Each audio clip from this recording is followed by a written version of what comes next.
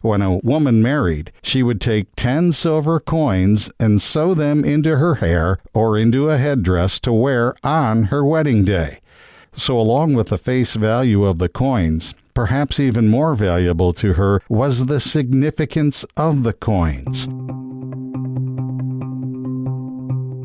Welcome to the Parable Podcast. Thanks for joining Family Life on-air host Randy Snavely as he digs into the story lessons taught by the world's greatest teacher, Jesus. In this episode, it's part 1 of A Clean Sweep, the parable of the lost coin, taken from chapter 15 of the Gospel of Luke. Some Like It Hot is a romantic comedy that came out in 1959. In the movie, two men are being chased by the mafia because the two had observed the gangsters committing a crime. In order to keep from being captured, the two men dress up like women and try to join an all-female band that is traveling by train to Florida. Both of the men, however, end up falling for the same girl in the band and vie for her affection, and that becomes rather difficult to do because they're pretending to be women. Well, in our parable today that I'm calling A Clean Sweep, Jesus puts men in the position of having to pretend to be a woman. Reading from Luke 15, verses 8 through 10. Or suppose a woman has 10 silver coins and loses one. Does she not light a lamp, sweep the house, and search carefully until she finds it? And when she finds it, she calls her friends and neighbors together and says, "Rejoice with me, I have found my lost coin." In the same way, I tell you, there is rejoicing in the presence of the angels of God over one sinner who repents. If you remember in the first parable Jesus tells in this chapter, he had the Pharisees pretend they were shepherds, which really disgusted them because shepherds were dirty and disgusting and unclean people. Now Jesus wants the Pharisees to pretend they are women. He wants them to think like a woman. In the culture of that day, that was incredibly offensive and insulting to a man. Interestingly enough, while the Pharisees were offended at being likened to both shepherds and women, God had no problem with it. In the scriptures, God is referred to in the masculine gender, but he had no issue comparing himself to a woman. The 23rd Psalm is a great example. The Lord is compared to a shepherd, and we have no problem with that. That was a man's job. But in verse 5 of Psalm 23, it says, "You prepare a table before me in the presence of my enemies." Well, guess what? In the culture of the Old Testament, men did not set the table or cook up the meal. That was a job for women. So in perhaps the most famous psalm of them all, God is the shepherd who provides for his sheep, and he is the woman who fixes dinner. Luke 13:34 is another illustration that Jesus tells that pictures a mother as being Jesus. "How often I wanted to gather your children together like a hen gathers her chicks." That's a picture of a mother hen being Jesus. So in the first parable in Luke 15, the Pharisees are made to feel unclean, and in this one, they are made to feel unrespected. God certainly does have a way of humbling us when we don't do it ourselves.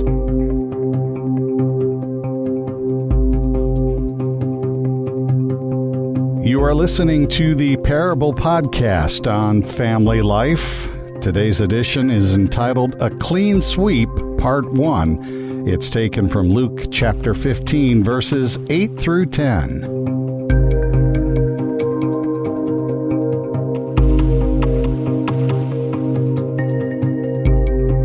Now, just like in the first parable that I labeled the searching and rescuing shepherd, something of great value is lost in this parable. I got to tell you, I can relate to this woman sitting at her table and counting and going through her coins. When I was younger, at the end of each day, I would toss my loose change into a jar and not really think about it until after the jar was full. Then I would dump all the coins on the table or floor and count how much money I had. If I found a dime or a quarter that was all silver with no copper in it, I would give it to my father, and he usually gave me twice the amount back because he knew those coins were more valuable than the copper ones. Well, this lady is counting her coins and discovers one is missing. In my mind, I can see her looking first on the table, then on the floor, and she doesn't see the coin. She gets up from the table and lights a lamp, sweeps the floor, and I can imagine her crawling on her hands and knees, looking and searching diligently for that lost coin. And suddenly, she sees it. Relief washes over her. She's so excited and overjoyed over finding the coin, she whoops it up and hollers and bounds out of her little house yelling, "I found it! I found it!" And her neighbor's first thoughts are, "No, honey, I think you have finally lost it." Then she explains to her neighbors what had happened, and they rejoice with her. The coin that she lost and then found, more than likely, was part of her dowry given to her either by her father or her husband. Women often put the coins in a cloth pouch, perhaps the precursor to the purse, and wore them around their neck. When a woman married, she would take 10 silver coins and sew them into her hair or into a headdress to wear on her wedding day.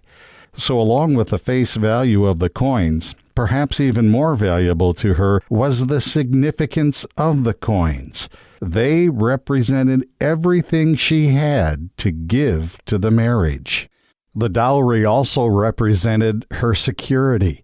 If the woman's father or husband died unexpectedly, it was her dowry that really became her safety net.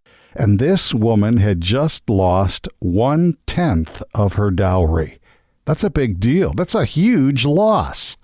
And Jesus tells the Pharisees and others, put yourself in her shoes. What would you do? Well, the obvious answer is you would go looking for it. And that's what she does. She lights a lamp. You know, a light can make all the difference in the world. When my oldest son, Adam, was 5, he had to wear glasses.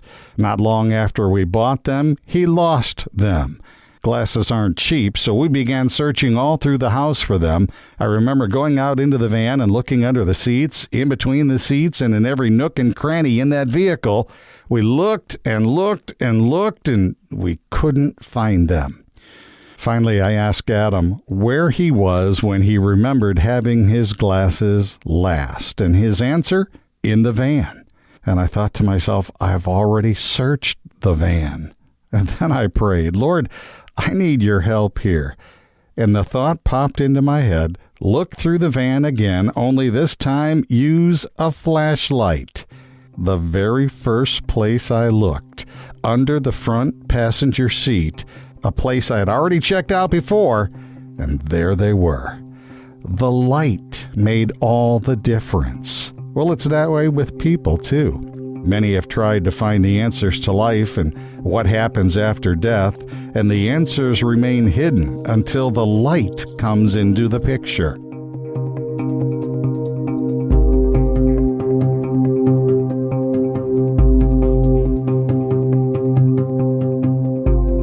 This has been the Parable Podcast with Randy Snavely.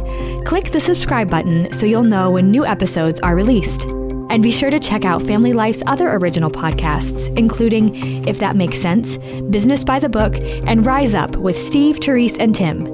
Family Life is a listener-supported ministry. Your partnership makes podcasts like this possible.